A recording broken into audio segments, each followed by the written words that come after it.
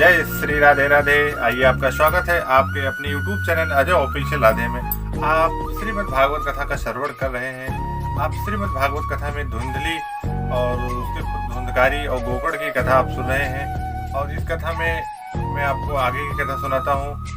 तब तक के लिए आपसे एक निवेदन है, आप हमारे चैनल पर नए हो तो प्लीज़ चैनल को सब्सक्राइब कर देना, ताकि श्रीमद् भागवत की ऐसी वीडियो आप तक सबसे पहले पहुँच सके।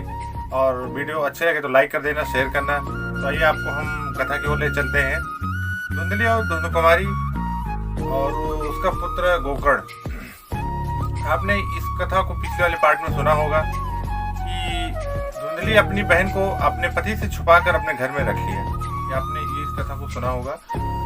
जब उसकी बहन को पुत्र की प्राप्ति हुई तो धुंधली ने अपने पति से कह दिया, मेरे को पुत्र की प्राप्ति हुई है। आत्मदेव यह बात सुनकर बहुत प्रसन्न हुआ और ब्राह्मण और याचकों को बहुत सा दान दिया। उधर दूसरे दिन धुंधली ने अपने पति से कहा कि हमको दूध नहीं उतर रहा है।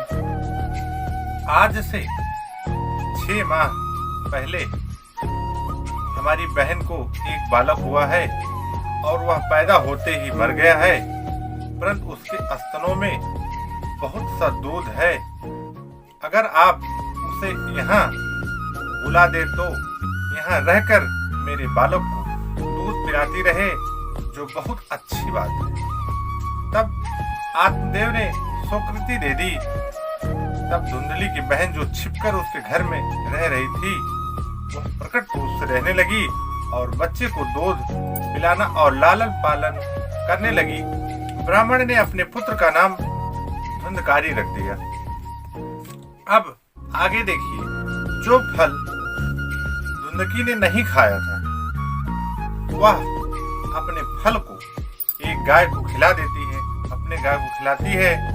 उस फल को खाने से गाय गर्भवती हो जाती है और उस गौ ने एक मनुष्य रूपी बालक को जन्म दिया।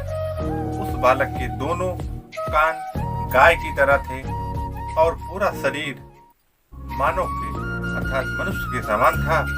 उसे देखकर आत्मदेव बहुत खुश हुआ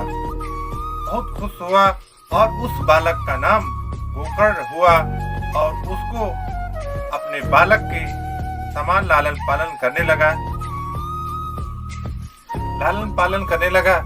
जब दोनों बालक बड़े हुए तो गोकर्ण पढ़ लिख कर विद्वान हुआ और धर्मात्मा हुआ, जो एक महात्मा के आशीर्वाद से पैदा हुआ था। अब आप देखिए, वही दूसरा बालक धुंधकारी महामूर्ख, महापापी, अधर्मी और नीच निकला। आप देखिए, एक ऋषि के आशीर्वाद और एक साधारण पुत्र में कितना अंतर होता है।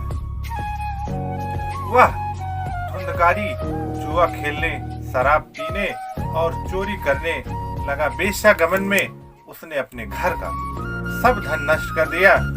तब वह अपने माता पिता को पीटकर घर के सब कपड़े तथा बर्तन ले गया और उनको बेचकर सब धन वेश्या को दे दिया। अपने पुत्र की यह दशा को देखकर ब्राह्मण रोने लगा। उस समय अपने पिता आत्मदेव को दुखी देखकर गोकर्ण बोला, हे पिता जी, संसार में दुख के अतिरिक्त सुख किसी को नहीं मिलता है। आप चिंता त्याग दीजिए।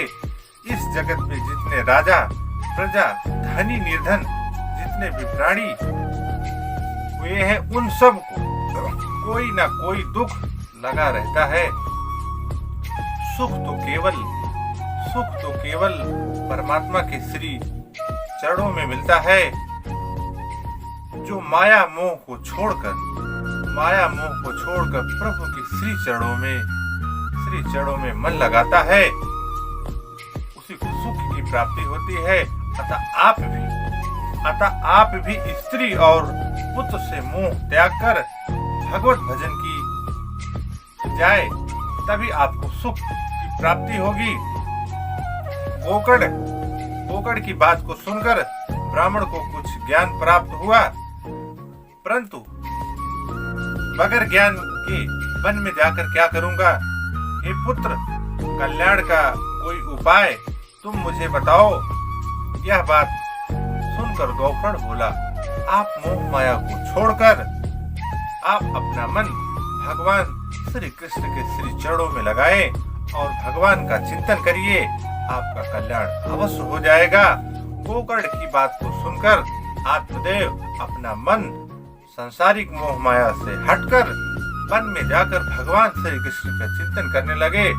कुछ समय के बाद अपना शरीर त्याग कर मोक्ष की प्राप्ति कर लिए। और इस पाठ की कथा यही समाप्त होती है। आगे की कथा सुनने के लिए हमारे साथ बने रहिए। तब तक देखते रहिए आपका अपना YouTube channel Ajay official Radhe. एक बार हमारे साथ मिलकर बोलिए प्रेम से, जय श्री राधे राधे।